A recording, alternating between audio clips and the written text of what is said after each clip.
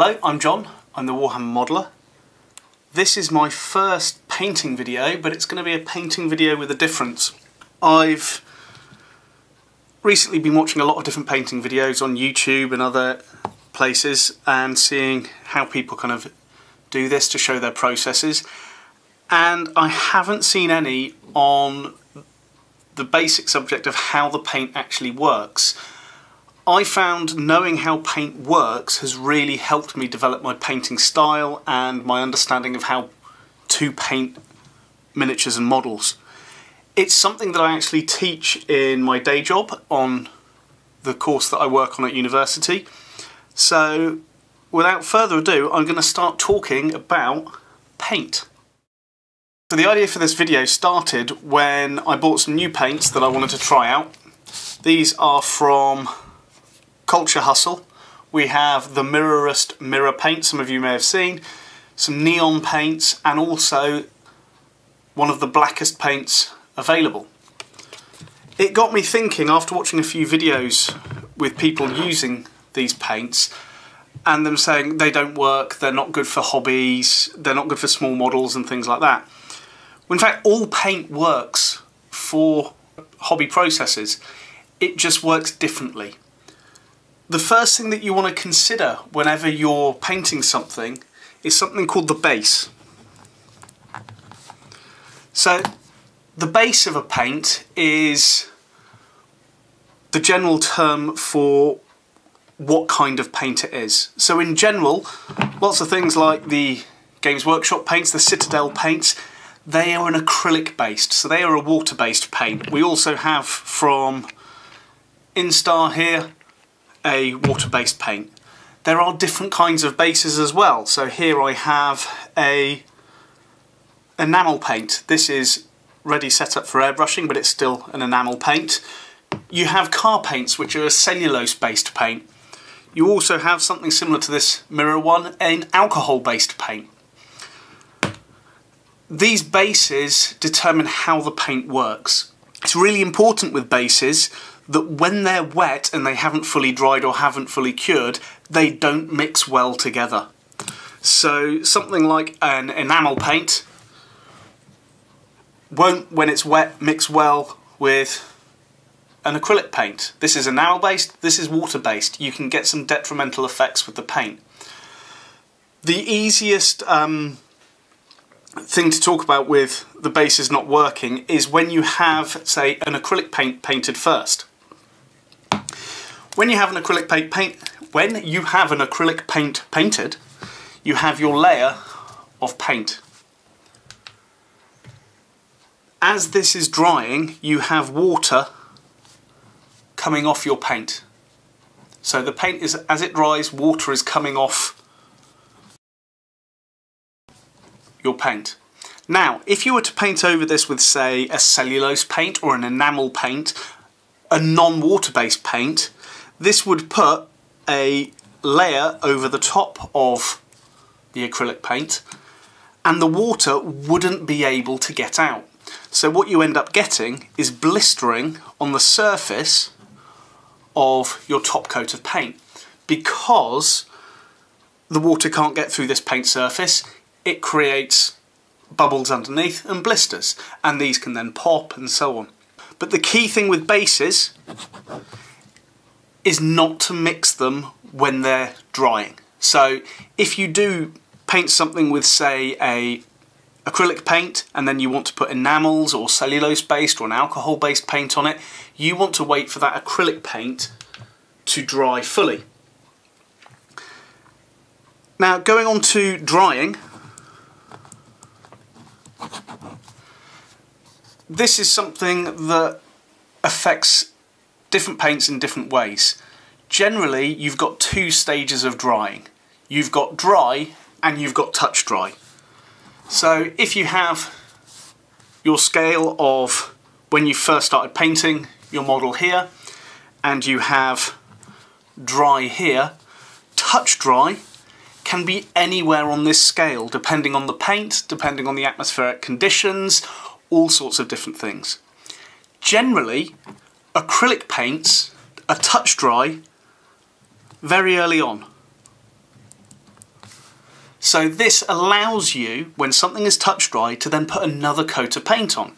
So you paint some acrylic on, it becomes touch dry, you can then do another coat, which is why acrylic paints work really well for hobby model making, because you can paint really quickly.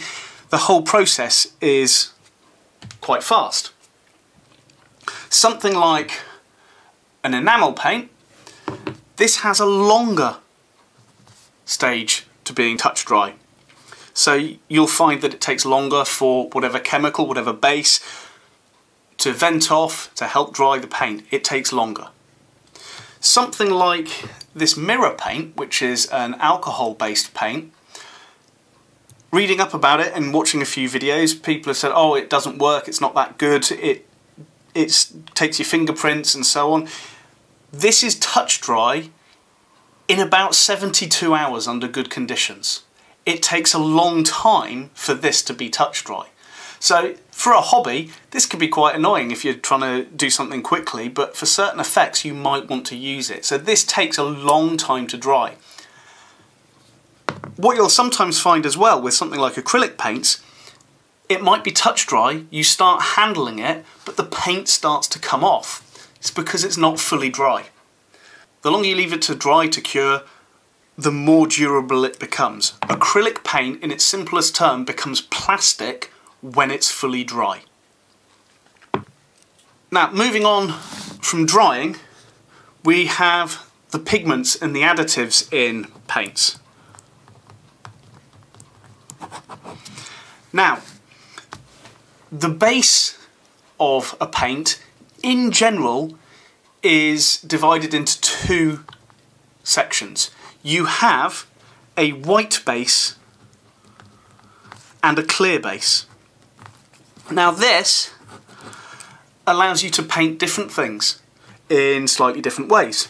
In general, a white base colour for paint is used for decorating paints.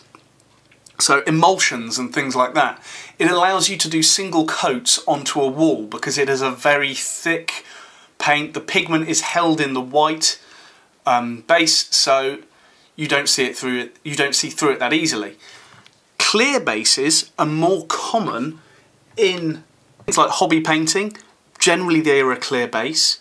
This is definitely seen in things like washes, which are a pigment held in a clear base. The Games Workshop, the Citadel contrast paints, they are a clear base. These are really interesting, which I'll talk about a little later. We also have things like the metallic paints. They sit in a clear base as well. Generally, most of the Citadel paints are a clear base. There are a few, however, some of the base paints and also the slightly older foundation paints, which react in a similar way to a paint with a white base. It's a much stronger kind of colour. You can't kind of see through it when you paint one coat on it. Generally, you can tell what kind of base colour you've got by when you paint a thin coat. If you can see through it, it's a clear base. If you can't see through it, it's generally a white base. This only really makes a difference in kind of hobby painting when you're trying to mix paints. That's why companies tend to stick with one or the other. Most of the time, like I said, it is the clear. If you mix paints which have a white base to their pigment, you often get pastel colours. So they become quite white and faded and so on. But they are very good at coverage. Clear bases, you mix them, you get truer colours. Now, not saying that clear bases can't get good cover, or when you're painting them, this comes down to the amount of pigment that is in the paint. So the higher and stronger the pigment in a clear base, the better the coverage it is. So quickly carrying on to undercoats. Now everyone has their preference with undercoats. You have spray undercoats, you have brush undercoats, all sorts of different colours and so on, and it depends what colour you're painting on top. I tend to use a white undercoat because I use that white as a white base to be able to paint my colours on top of, to get kind of more vibrant colours and things like that. But there isn't a wrong colour to use for an undercoat, but there is a big variety. It's something that I might do a video on later on to talk about the basics of it. Something that's key with undercoats that isn't normally talked about is the amount of time it actually takes to dry and it's good to paint on. Most undercoats are touch dry really quickly. So you can spray and then technically you can start painting early on. The best finish, however, with your paints, and the easier it is to paint, you want to leave it a long time. With priming, especially with spray primers like rattle cans and other things like that, because of the propellant that's in them, they actually have a mixed base. So generally you have an acrylic base with some alcohol in them. So they take a lot longer to truly dry. So generally you're looking for 24 hours plus to get a better finish with undercoats. If people want me to do another video on that, I can talk about undercoats and things like that, but we'll move on for now. And I want to do a few examples of some paints. I've got a selection here, and I want to talk about these different things within them so we can start seeing how a paint works. Understanding how it works really helps you to paint. So the first thing that I'm going to look at, we've got here some Citadel paints, a slightly older one and then a newer base. So we've got a brown and a red. Now, depending on the company that produces them, this may have a white or a clear base. Generally, from using Citadel paints, they seem to have a clear base. However, like I said before, some of the foundation paints may not. They may have a white base.